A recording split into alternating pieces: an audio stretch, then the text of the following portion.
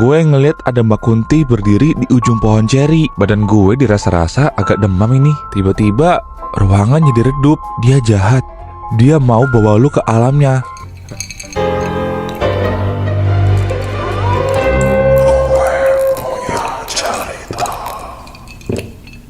Peringatan, animasi ini dibuat dengan tujuan sharing pengalaman pribadi sang pengirim cerita. Dimohon untuk menghargai cerita tanpa menyudutkan beberapa pihak. Selamat menonton. Sobat GPC, pernah gak sih kalian ngerasa tiba-tiba merinding? Padahal suasananya lagi rame. Atau ngerasa tidur kalian berat banget, kayak ada yang nindihin. Hati-hati, bisa jadi itu bukan cuma mimpi buruk, tapi pertanda kalau ada sesuatu yang ikut pulang bareng lu ke tempat yang gak terduga. Makan micin sambil jalan. Kenalin, gue Olan. Gue mau cerita kisah horor yang gue alamin sekitar 4 tahun yang lalu. Bisa dibilang ini cerita horor paling absurd, tapi nyata banget. Dan kejadian ini itu ketika gue masih fresh from off kampus, alias fresh graduate, dan baru kerja sebagai staff accounting di perusahaan dealer. Saat itu lagi masa paling stres dalam hidup gue, karena ada audit tahunan. Nah, di tim gue kan ada 5 orang nih. 2 cewek yang namanya Siva dan Alfa, 2 cowok NPC yang literally gak ngapa-ngapain, dan gue. Waktu itu lagi masa audit eksternal yang diadain setahun sekali, tapi bikin otak kebakar. Lu yang anak akuntan pasti relate dah. Lembur tiap malam, dan beban kerja kayak beban hidup saking beratnya. Malam itu, gue dan rekan gue Siva lagi diskusi permasalahan kerjaan sampai malam banget. Dan ngeri dipecat kalau permasalahan ini gak selesai. Gue jabarin dah tuh sampai pagi. Tapi untungnya kelar sebelum jam 12 malam. Gue pun balik naik Vespa kuning kecintaan gue. Di sepanjang jalan, biasanya gue nyanyi-nyanyi, tapi ini gue melamun. Masih mumut banget mikirin permasalahan kantor tadi. Gue pun ngelewatin danau Sunter yang lagi macet-macetnya. Pas lagi enak-enak lamun, gue ngeliat ada Mbak Kunti berdiri di ujung pohon ceri. Kayak ulet teh gitu di pucuk. Mukanya ngeblur, gak kelihatan, tapi putih gitu kayak pocong dan kunti hybrid. Berhubung jalanan rame banget kayak isi kepala gue, jadi ya gue gak takut, tapi agak merinding sih. Dan bilang dalam hati gue, halu kali gue, capek bener ini mah. Selama beberapa menit, sampailah gue di kosan. Badan gue dirasa-rasa agak demam ini. Jadi ya gue bebersih aja gak mandi, dan langsung tidur. Di malam itu, gue ketindihan. Badan gue bener-bener gak bisa digerakin. Saat kayak gitu, gue ngedenger suara cewek, dan gue ngerasa ada Mbak Kunti yang tadi gue lihat lagi nari-nari di atas tubuh gue.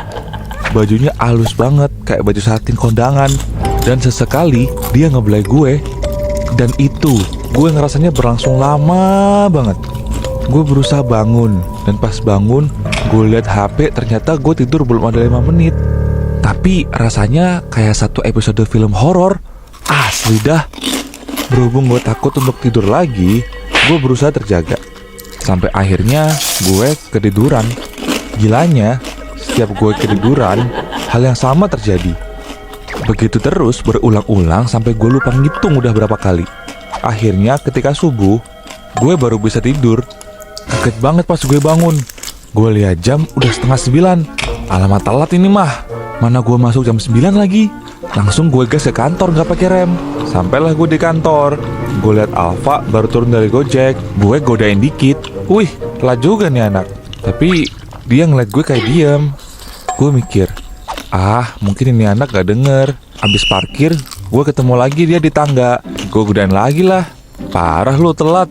Sambil cengar-cengir. Tapi dia tetap nyuekin gue sambil lanjut ke atas. Gue heran, ini si Alfa kenapa ya? Apa marah sama gue? Apa lagi PMS? Bodo amat. Hari itu cuma ada gue, Alfa, dan Siva di kantor. 2 cowok NPC yang lain lagi audit di cabang. Gue diapit 2 cewek kayak juragan minyak. Hahaha. Lanjutlah kerja gue bareng Siva ke gudang spare part. Dan buat si Alfa, dia stay di ruangan sendirian. Selesai audit, gue balik ke ruangan buat ngadem. Maklum cuy, itu gudang spare part panasnya kayak simulasi neraka. Gue ajak ngobrol lah si Alfa, tapi dia tetap diem. Padahal mah biasanya ada cicak ngoceh juga disautin. Nah, si Siva ngajak Alfa makan di pantry. Pas mereka mau keluar ruangan, Alfa nempelin kertas di punggung gue dan bilang, "Kak, lu ditempelin bakun." Langsung ngibrit dia ke pantry. Pas mereka udah keluar ruangan, gue sendirian dong. Gue cabutlah kertas itu di punggung gue dan pesannya, "Dia jahat. Dia mau bawa lu ke alamnya." Respon gue sih bukan takut, lebih ke emosi. Di situ mulut gue lebih setan dari setan kayaknya. Gue maki-maki dah itu bakun. Padahal kelihatan sama gue juga enggak. Tiba-tiba ruangan jadi redup, lampunya kedap-kedip, disusul sama bau anyir yang nyengat banget. Gue tengok kanan kiri, gak ada yang aneh. Gue akhirnya tenangin diri dan sambil makan sendiri di ruangan. Setelah selesai makan, Siva sama Alfa ke ruangan. Dan si Alfa kelihatannya capek banget gitu. Mukanya kayak abis main treadmill seharian. Terus dia ngomong ke gue, "Udah aman kok." "Hah, aman apaan?" kata gue teh.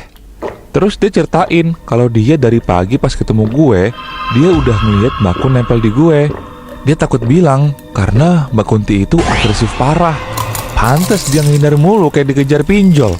Katanya setiap gue deket si Alfa, si Mbak Kunti ini ngamuk dong.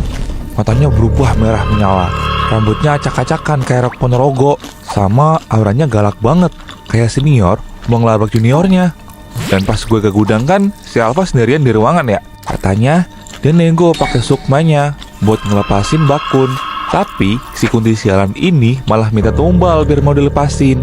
Setelah negosiasi alot dan sengit Alfa sama si bakun, akhirnya dia mau diantar balik ke pohon ceri tempat gue liat dia pertama kali. Abis nganterin bakun ke Danau Sunter di pohon ceri sebelah kiri jalan tempat dia nangkring, gue belum cerita apa-apa ke Alfa. Tapi dia bisa jelasin detail lokasi pohon cerinya. Gila gue rasa. Punya temen speknya kayak Roy Kiyoshi gini bro. Dan yap, dia nempel di gue dari semalam. Kurang ajar emang si Mbak Kunti ini. Ikutan gue pas bebersih, aurat gue dilihat sama dia dong. Oh iya, kata si Alfa, emang di daerah itu rawan banget kejadian kayak gini. Komplotan mereka suka nempel ke orang yang lagi bengong di jalan, yang pikirannya kosong. Targetnya ya bikin celaka lah, biar lo bisa ikut ke dunia mereka. Setan banget kelakuan lu, setan. Syukurnya gue gak sampai kejadian hal-hal yang gak diinginkan.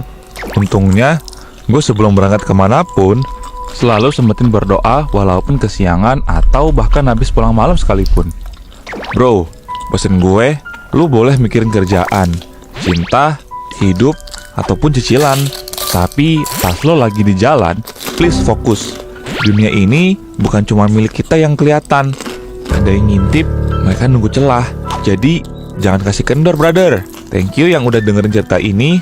Kalau lo pernah ngerasa pernah ngalamin hal mistis, drop di kolom komen dan jangan lupa kirim ke email GPC ya. Sampai jumpa di episode GPC lainnya. Bye-bye.